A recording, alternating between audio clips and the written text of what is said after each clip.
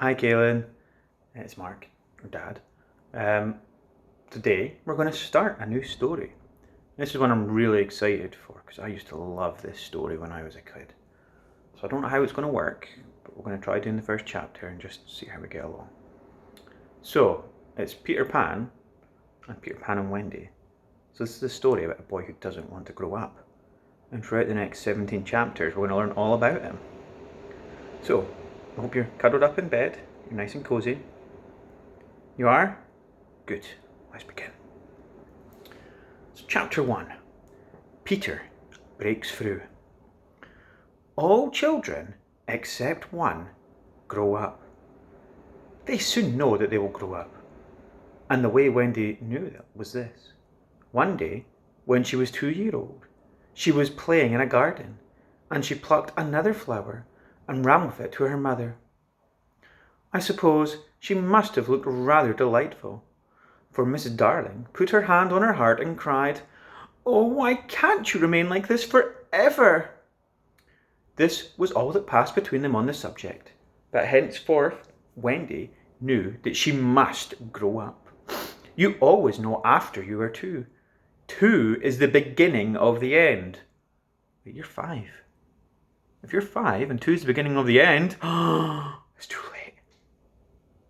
Of course, they lived at 14, their house number on their street, and until Wendy came her mother was the chief one. She was a lovely lady with a romantic mind and such a sweet, mocking mouth. Her romantic mind was like the tiny boxes, one within the other, that comes from the puzzling East. However, many you discover there is always one more, and her sweet, mocking mouth had one kiss on it that Wendy could never get, though there it was, perfectly, conspicuously, in her right hand corner of her mouth. The way Mr. Darling won her was this. The many gentlemen who had been boys when she was a girl discovered simultaneously that they loved her, and they all ran to her house to propose to her except Mr. Darling, who took a cab and nipped in first, and so he got her. He got all of her, except the innermost box and the kiss. He never knew about the box, and in time he gave up trying for the kiss. Wendy thought Napoleon could have got it, but I can picture him trying and then going off in passion, slamming the doors. Mr. Darling used to boast to Wendy that her mother not only loved him, but respected him. He was one of those deep ones who knew about stocks and shares. Of course, no one really knows, but he quite seemed to know, and he often said stocks were up and shares were down in a way that would have made any woman respect him. Mrs. Darling was married in white, and at first she kept the books perfectly, almost gleefully, as if it were a game, not so much as a Brussels sprout was missing. But by and by the whole cauliflower dropped out, and instead of them there were pictures of babies without faces. She drew them when she could have been totting up. They were Miss Darling's guesses. Wendy came first, then John, then Michael. For a week or two after Wendy came, it was doubtful whether they would be able to keep her, as she was another mouth to feed. Mr. Darling was frightfully proud of her, but he was very honourable, and he sat at the edge of Miss Darling's bed, holding her hand and calculating expenses, while she looked at her imploringly. She wanted to risk it, come what might, but that was not his way. His way was with a pencil and a piece of paper, and if she confused him with suggestions, he had to begin at the beginning again. "Now, don't interrupt," he would beg of her. "I have £1.17 here, and 2 and 6 at the office. I can cut off my coffee at the office. Say 10 shillings, make 2, 9 and 6, with your 18 and 3 makes 397, with 5 not in my checkbook makes 897. Who is this moving? 897, dot and carry 7. Don't speak my own. And the pound you lent to the man who came to the door. Quiet, child. Dot and carry, child. There, you've done it. Did I say 9 and 7? Yes, I said 9, 7. The question is can we try it for a year on 9, 7? 9, 7. Of course we can, George, she cried. But she was prejudiced in Wendy's favour, and he was really the grander character of the two. Silly dad. Remember Mumps, he warned her, almost frettingly, and off he went again. Mumps, £1. That is what I've put down, but I dare say it will be more like 30 shillings. Don't speak. Measles, 1.5. German measles, half a guinea, makes 15.6. Don't waggle your finger. Whooping, cough, say 15 shillings, and so on it went. It added up differently each time, but at last Wendy just got through, with mumps reduced to 12.6 and the two kinds of measles treated as one. I'm going to lie, I have no idea what the heck's going on here. There was the same excitement over John and Michael.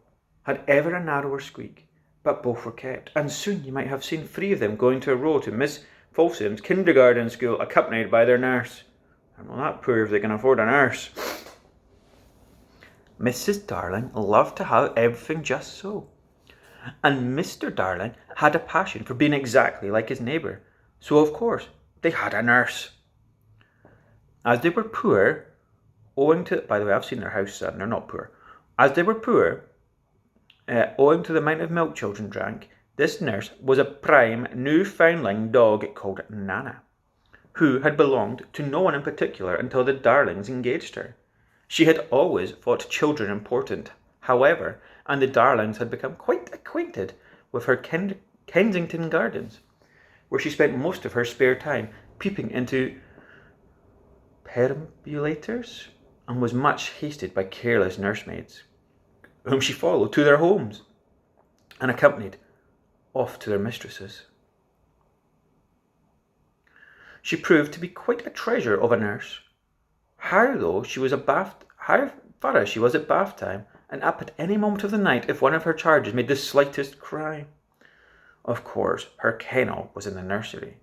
She had a genius for knowing when a cough is a thing to have no patience with, and when it needs sticking around your throat. She believed to her last day in old-fashioned remedies like rhubarb leaf, and made sound contempt over all the newfangled talk about germs and so on. It was a lesson in propriety to see her escorting the children to school, walking sedately by their side when they were well behaved, and butting them back into line if they strayed. On John's footer, in England soccer was called football, footer for short, never heard of that in my life, days she never once forgot his sweater, and she usually carried an umbrella in her mouth in case of rain. There, in a room in the basement of Miss Folsom's school, where the nurses wait, they sat on forms, while Nana lay on the floor, but there was the only difference. They affected to ignore her as if an inferior social status to themselves, and she despised their light talk. She resented visits to the nursery from Mrs. Darling's friend, but if they did come first, she whipped off Michael's pinafore and put it onto the braiding, and smoothed out Wendy and made a dash at John's hair. No nurse could possibly have been conducted more correctly, and Mr. Darling knew it. Yet he sometimes wondered uneasily whether the neighbours talked. He had his position in the city to consider. This book does not read very well, but we're going to try some because we're near the end.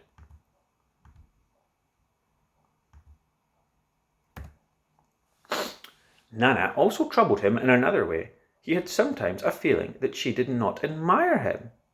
I know she admires you tremendously, George, Mrs. Darling would assure him. And then she would sign to their children to be especially nice to father. Lovely dances followed, in which the only other servant, Lisa, was sometimes allowed to join. Such a midget she looked in her long skirts and maid's cap, though she had sworn, when engaged, that she would never see 10 again. The gaiety of the romps, the gayest of them all, was Mrs. Darling, who would peroot so wildly that if you could have seen her, was to kiss. And then, if you had dashed at her, you might have got it. There never was a simpler, happier family until the coming of Peter Pan. Mrs. Darling first heard of Peter when she was tidying up her children's minds. It is the nightly custom of every good mother, after her children are asleep, to rummage in their minds and put things straight for next morning, repackaging into their proper places, and many articles that would wander during the day. If you could keep awake, but of course you can't, you would see your own mother doing this, and you would find it very interesting to watch her. It is quite like tidying up drawers. You would see her on her knees, I expect, lingering humorously over some of your contents, wondering where on earth you had picked this thing up, making discoveries sweet and not so sweet, pressing this to her cheek as if it were nice as a kitten, and hurriedly stowing that out of sight.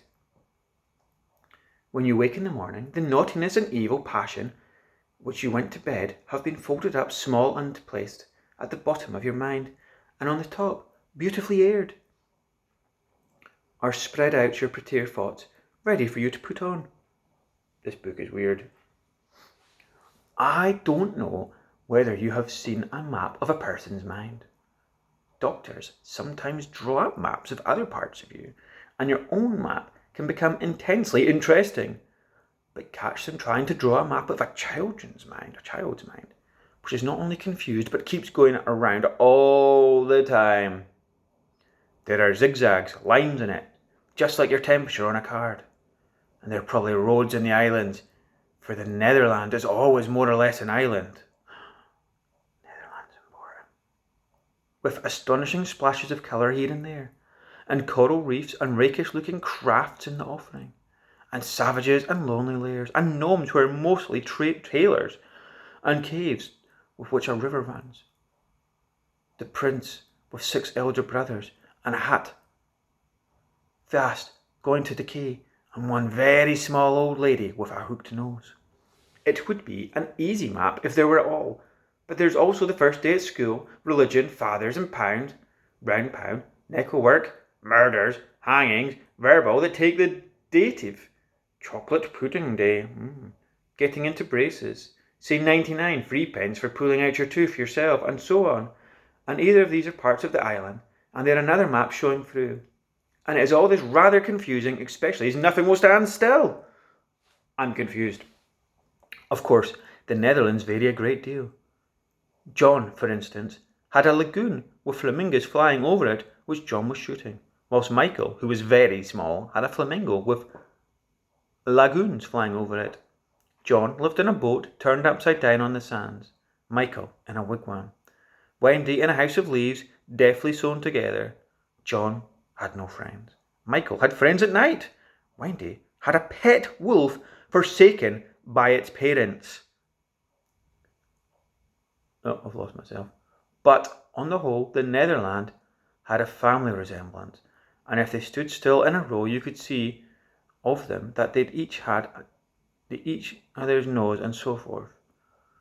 On these magic shores, children at play are forever breaching their cockles. Simple boat.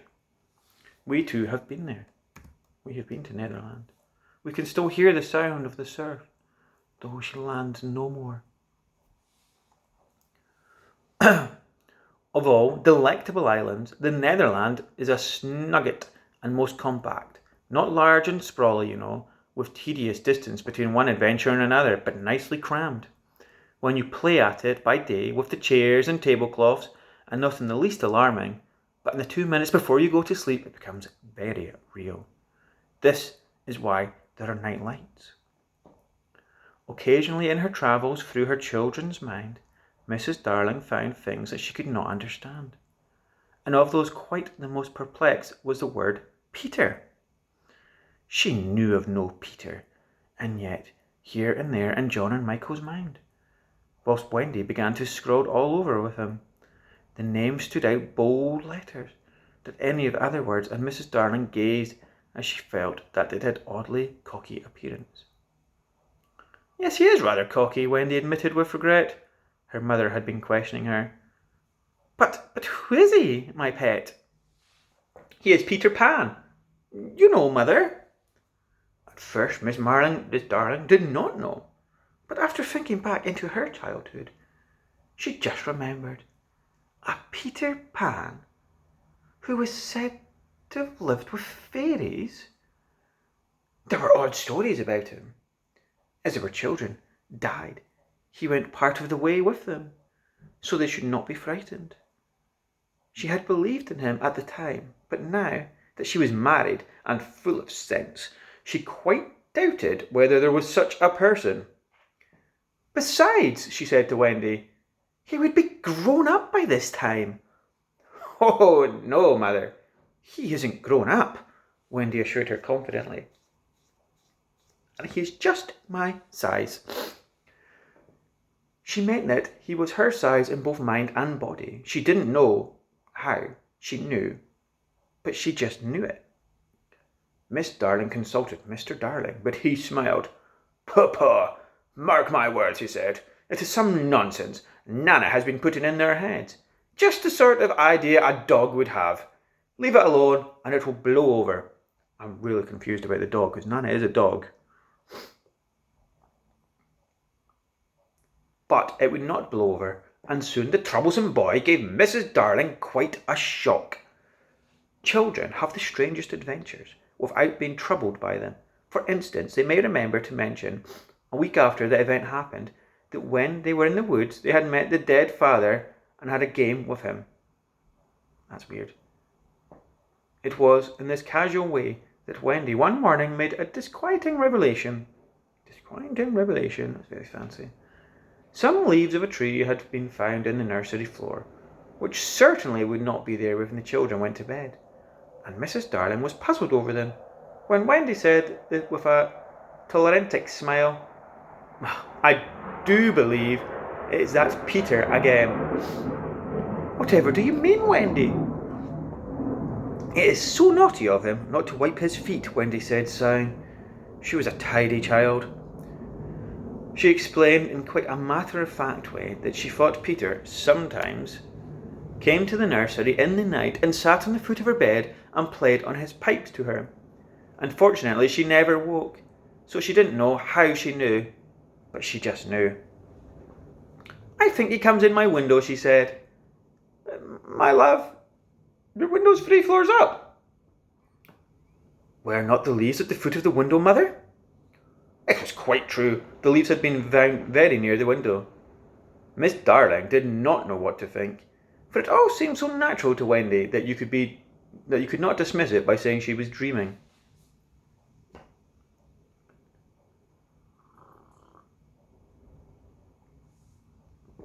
My child, the mother cried.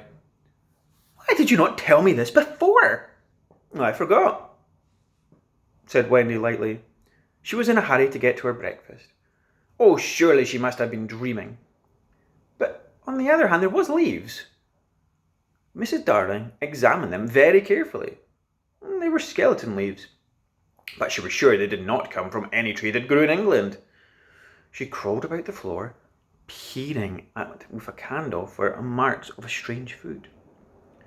She rattled the poker up the chimney and tapped the walls. She let down a tape from the window to the pavement, and it was a sheer drop of 30 feet, without so much as a sprout to climb up by. Certainly, Wendy had been dreaming. But Wendy had not been dreaming. As the very next night showed, the night on which the extraordinary adventure of these 3 children may be said to have begun. On the night we speak of, all the children were once more in bed. It happened to be Nana's evening off. Nana the dog, remember.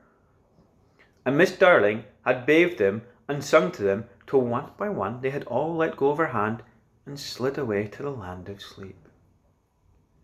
All were looking so safe and cosy that she smiled and her fears now and sat down tranquilly by the fire to sew. It was something for Michael, who on his birthday was getting into shirts.